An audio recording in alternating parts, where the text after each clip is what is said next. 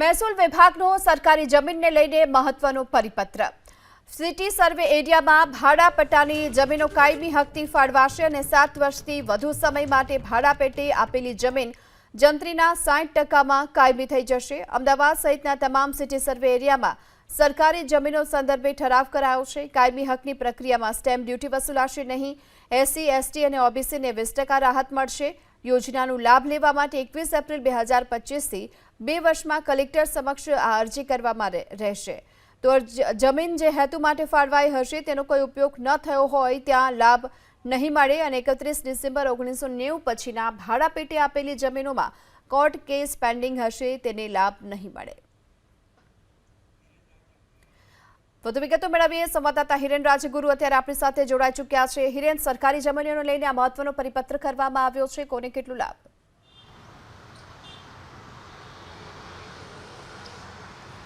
જો સરકાર એક તરફ રાજ્યની અંદર નવી જંત્રી જાહેર કરવા જઈ રહી છે, પરંતુ નવી જંત્રી જાહેર થાય એ પહેલા આ પરિપત્ર ઘણો જ મહત્વનો સાબિત થાય તેવું છે। કારણ એ છે કે 1990 થી સરકારે સિટીની અંદર સિટી સર્વે વિસ્તારની અંદર જે જમીનો ભાડા પટ્ટેથી આપેલી છે, પછી તે સરકારી જમીન હોય કે સરકારી ખરાબાની જમીન હોય, તે ભાડા પટ્ટેથી આપેલી છે તેને હવે કાયમી હક આપવા માટેનો આ પરિપત્ર ઠરાવી રહ્યો છે।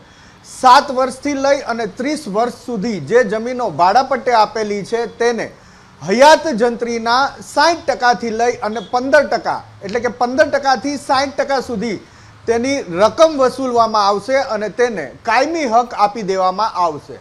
આ ઉપરાંત એક મહત્વની બાબત એ પણ છે કે તેની અંદર સ્ટેમ્પ ડ્યુટી વસૂલવામાં નહીં આવે, એટલે કાયમી હક માત્ર જંત્રીના ભાવ નક્કી કરી અને તે ભાવના પણ 15%થી લઈ અને 60% સુધીના અલગ અલગ જે નિયમો દર્શાવવામાં આવ્યા છે પરિપત્રની અંદર, તે વસૂલી અને કાયમી હક આપવામાં આવશે। આ ઉપરાંત એક મહત્વની જોગવાઈ એ પણ છે કે જેની પાસે આ ભાડા પટ્ટાની જમીન છે એ એસસી સમુદાયમાંથી આવે છે, એસટી સમુદાયમાંથી આવે છે, તો તેની અંદર વધારે લાભ પણ મળી શકે છે। ઓબીસી સમુદાયમાંથી આવે છે તો પણ તેને આની અંદર 20%ની રાહત મળશે, એટલે કે 15% જો ભરવાના થાય છે તેમને તો પણ 20%ની રાહત, અને જંત્રીના 60% ભરવાના થાય છે તો પણ તેને 20%ની રાહત મળશે।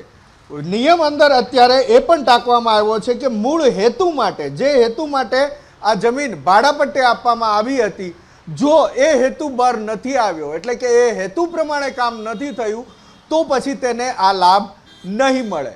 બીજો લાભ જેને નહીં મળે તો એ એવી વ્યક્તિ છે કે જે જમીનને લઈ અને કોર્ટ કેસ ચાલતો હશે તો તેને આ યોજનાનો, આ ઠરાવનો લાભ નહીં મળે। આ ઉપરાંત જે જગ્યાએ ફળ ઝાડ ઉછેરવા માટે જમીન આપેલી છે, કપાસના વાવેતર માટે જમીન આપેલી છે, આ ઉપરાંત ઝીંગા માટે જે જમીન ફાળવવામાં આવી છે તેને પણ આનો ઉપયોગ નહીં થઈ શકે, તેને આનો લાભ નહીં મળે। મીઠા ઉદ્યોગ, રમતગમત માટે મેદાન જો ભાડા પટ્ટે ફાળવવામાં આવ્યું છે, સોલાર, વિન્ડ કે હાઇબ્રિડ ગ્રીન એનર્જી માટે જો ભાડા પટ્ટે જમીન આપવામાં આવી છે તેને પણ આ નિર્ણયનો લાભ નહીં થાય એ સ્પષ્ટ કરી દેવામાં આવ્યું છે। એટલે કે સરકાર નવી જંત્રી જાહેર કરે એ પહેલા મહેસૂલ વિભાગને લઈ અને કેટલાક નિર્ણયો કરવામાં આવી રહ્યા છે, અને એમાં આ સૌથી મહત્વપૂર્ણ નિર્ણય એ કરવામાં આવ્યો છે કે ભાડા પટ્ટે જે જમીન આપેલી હતી શહેરી વિસ્તારોની અંદર। આપના પાસે આવીશ, આપણી સાથે હાલ કોંગ્રેસના પ્રવક્તા મનીષભાઈ દોશી જોડાઈ ચૂક્યા છે। મનીષભાઈ, મહેસૂલ વિભાગનું આ સરકારી જમીનને લઈને પરિપત્ર છે, પરિપત્રને લઈ આપનું શું કહેવું છે? નહીં, રાજ્યની અંદર મહેસૂલની વસ્તુ હોય કે અન્ય કાયદા હોય, જો એનું સરળીકરણ થાય ને સામાન્ય માણસને એનો ફાયદો થતો હોય તો આવકારદાયક છે। પણ દુઃખ સાથે કેવું પડે કે ભારતીય જનતા પાર્ટીની ભ્રષ્ટ સરકાર સરકારી મિલકતો ભાડાના નામ ઉપર પોતાના મળતિયાઓને સોંપી દેવા માંગે છે। સરકારે તમામ કેસની તપાસ કરવી જોઈએ, કેટલી મિલકતો છે ભાડા પટ્ટાની, કઈ રીતે સર્વે થયો અને એ મિલકતના કોણ કોણ લાભાર્થી છે। કારણ કે મોટા ભાગની મિલકત 30 વર્ષથી ભારતીય જનતા પાર્ટીનું શાસન છે, નાનો માણસ બિચારો પરેશાન થાય અને મોટા માણસો સરકારી મિલકત ઉપર કબજો કર્યો ભાડા પટ્ટા ઉપર રાખી હોય તો એ 60%ના પ્રોલાથી થઈ જાય। એટલે મારી એબીપી અસ્મિતાના માધ્યમથી સીધી માંગ છે કે સરકારે ખરેખર દરેક કેસની તપાસ કરવી જોઈએ। મહેસૂલ વિભાગ ભ્રષ્ટાચારમાં ગળાડૂબ છે, અવ્વલ નંબર ઉપર છે। ત્યારે સામાન્ય માણસને ન્યાય આપવાને બદલે પોતાના મળતિયાઓને સરકારી મિલકતો હવાલે કરવું એવું પ્રથમ દ્રષ્ટિએ જણાય છે. જી આભાર આપનો આ સમગ્ર માહિતી બદલ. તો સિટી સર્વે એરિયામાં ભાડાપટ્ટાની જમીનો કાયમી હકથી ફાળવવામાં આવશે. સરકારે આ જે મહત્વનો પરિપત્ર મહેસૂલ વિભાગ તરફથી જે કરવામાં આવ્યો છે, 7 વર્ષથી પણ વધુ સમય માટે ભાડાપટ્ટે આપેલી જમીન જંત્રીના 60%માં કાયમી થઈ જશે.